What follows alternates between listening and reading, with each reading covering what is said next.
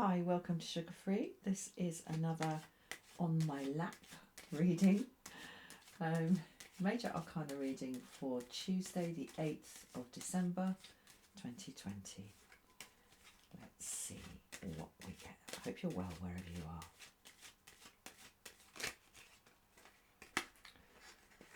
Okay.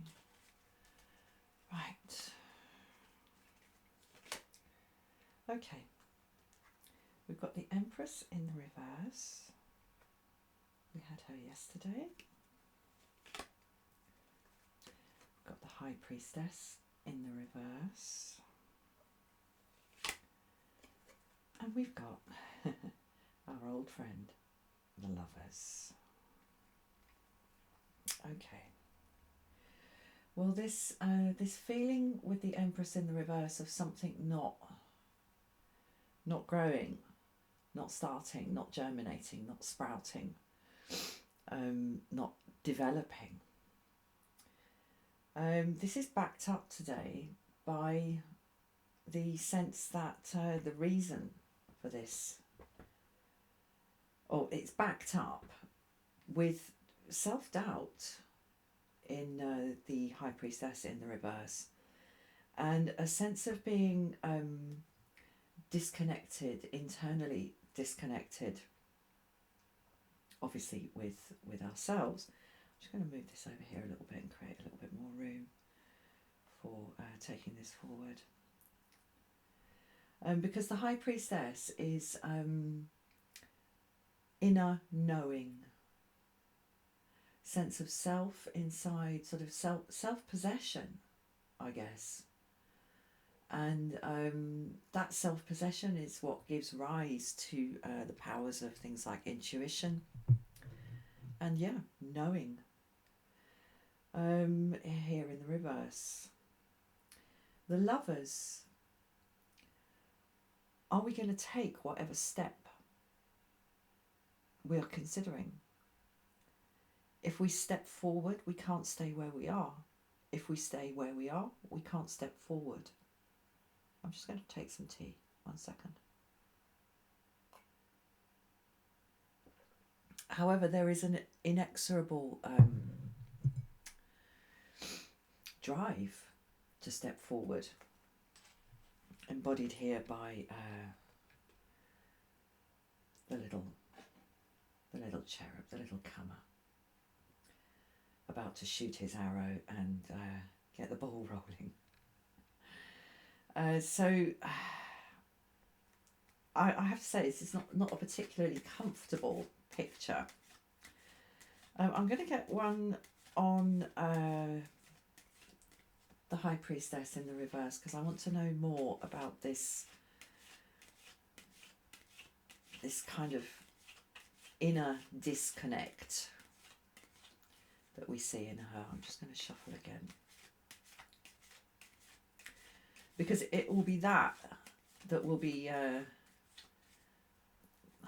I mean, the Lovers here is in the upright, so it's not like this decision is necessarily even being avoided. Perhaps it's a decision that we know we need to take.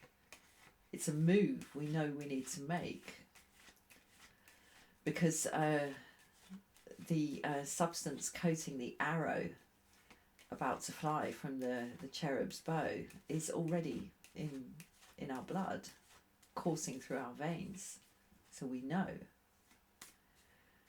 So, okay. Death. Right, I'm just going to pop that there. So, okay. Yeah, there's a finality. There's a kind of final departure coming in terms of how we inhabit our own soul, how we inhabit our own body, how we inhabit our own mind, and therefore our own life. This choice coming here in the Lovers card is no small one, and there's I say that the High Priestess in reverse is the reversal of intuition and instinct, but I think we know. We know when this step is made, from which there is no going back. There really is no going back. However, the death card is not just the end. It's starting over. It's Scorpio energy. It's going into the fire and coming out the other side. But the I've got to say it, the enormity of it is scaring us, and I'm not surprised. I totally I get that, as the phrase goes. So let's see if we can find something to sort of motivate us to move forward. I mean, I think it's going to happen anyway. You know, when it's got to this stage, when we've got big energy like the Empress, the High Priestess and Death in the reading, that, you know, it's happening. And yeah, so let's see what we can see to sort of stiffen the sinews. We talked about the potion coursing through our veins, so now let's see if there's something to help us stiffen the sinews and sort of set the jaw and help steel us for what is coming, for what we are about to do. Okay, he came up yesterday, Emperor in the reverse. Now, when the Emperor goes into the reverse, what has ruled in our lives no longer does. It's either been deposed, toppled, there's been some sort of coup d'etat, or it's died. And the king is dead, long live the king. There's something new coming in. And again, I mean, goodness me, I don't shuffle, I don't do my big shuffle on camera. It would be so dull for you. But I do a big shuffle before I do these cards. And Empress in the reverse and Emperor in the reverse were integral parts of yesterday's reading. So it's clearly a theme here. Something is coming to an end, and it's something pretty fundamental. The sort of top-down hierarchy of what we consider to be, or who possibly we consider to be the most important, who is attended to, whose priorities are prioritised, who is put first, who is catered to, who is served. That's what I see changing here.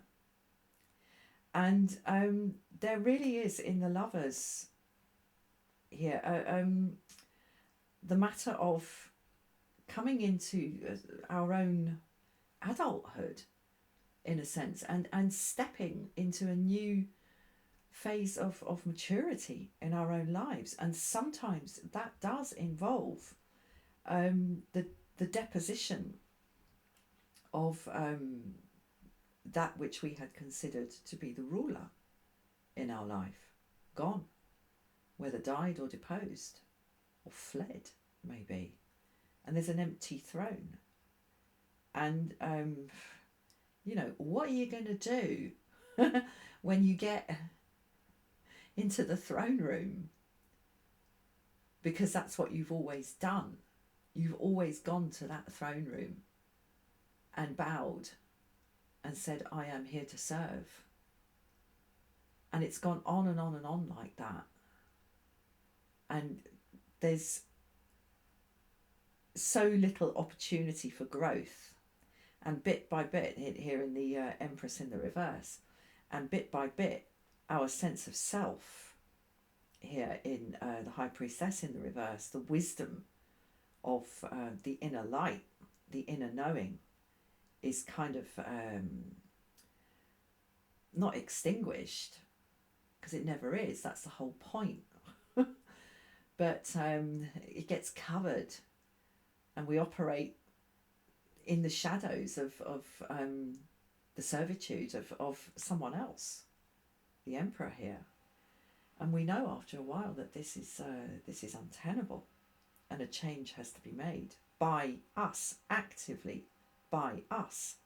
And we instinctively feel here in the Lovers that once we've made that move, there's no going back. And that is indeed the case, as we see here in the Death card. And the matter is that the throne is empty. The king, the authority, is no longer there. So what else, in the face of that, are we to do except put one foot onto the step, next foot onto the dais, stand in front of that empty throne, turn, face the throne room, and sit? What else is there to do but that? Okay, I'm going to leave that there. Thank you so much for watching. I'll see you again soon for another reading. Namaste.